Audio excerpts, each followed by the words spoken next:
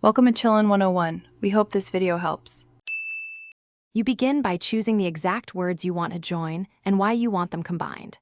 Once chosen, check parts of speech and stress patterns so the result reads naturally.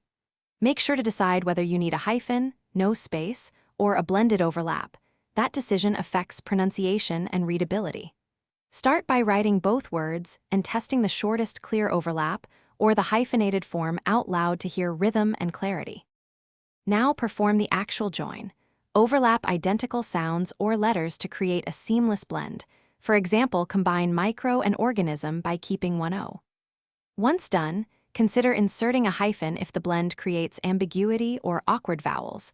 Hyphens improve reading speed and reduce misinterpretation.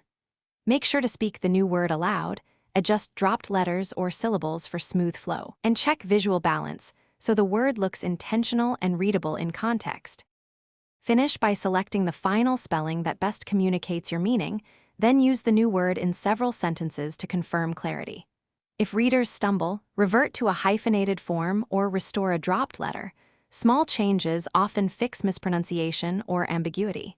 If problems persist, reevaluate the overlap point or choose a different connector. One key troubleshooting tip: when in doubt, add a hyphen. It's the fastest way to preserve comprehension without losing the joined identity. Thanks for watching. Consider subscribing if we helped you.